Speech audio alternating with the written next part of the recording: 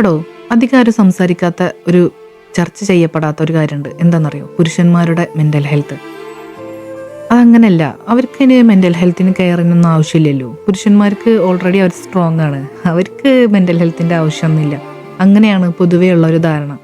പക്ഷേ യഥാർത്ഥത്തിൽ അങ്ങനെയാണോ? ഒരു പ്രായം വരെ കളിച്ചു നടക്കാൻ പറ്റും. അത് കഴിഞ്ഞാൽ പിന്നെ ജോലിക്ക് കയറണം, പ്രാരാബ്ദങ്ങളായി, കുടുംബമായി, അങ്ങനെ എല്ലാ കാര്യങ്ങളും നോക്കണം. സ്വന്തം കാര്യം മറന്ന് മറ്റുള്ളവരുടെ കാര്യങ്ങൾക്ക് വേണ്ടിയിട്ട് ഓടി നടക്കുകയാണ്.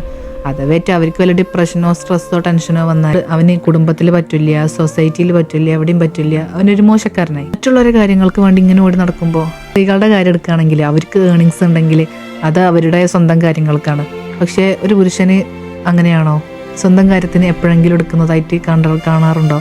അവന് അത്രയും മറ്റുള്ളവർക്ക് വേണ്ടിയിട്ട് ഓടി നടന്ന എല്ലാ കാര്യങ്ങളും ചെയ്യും. പക്ഷെ സ്വന്തം കാര്യം എവിടൊക്കെയോ മറന്നു പോവുകയാണ്. അവരുടെ മെൻ്റൽ ഹെൽത്ത് ആരും കെയർ ചെയ്യുന്നില്ല.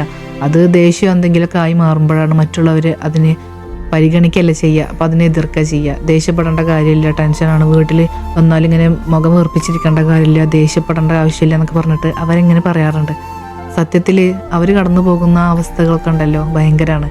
അവർ സ്ട്രോങ് ഒന്നുമല്ല. അവരതൊക്കെ തരണം ചെയ്യാനുള്ള ശേഷി എവിടെ നിന്നും അവർക്ക് കിട്ടുകയാണ്. അപ്പോൾ നമ്മൾ സ്ത്രീകളെ കെയർ ചെയ്യുന്ന അതേപോലെ തന്നെ തിരിച്ചവരും കെയറിങ് ആവശ്യപ്പെടും, അല്ലെങ്കിൽ അവരും ആഗ്രഹിക്കുന്നുണ്ടാവില്ലേ? അപ്പോൾ ഒരു തരത്തിൽ നോക്കുകയാണെങ്കിൽ അവരുടെ കെയറിങ് നമ്മൾ പരിഗണിക്കേണ്ട ഒരു വിഷയമാണ്.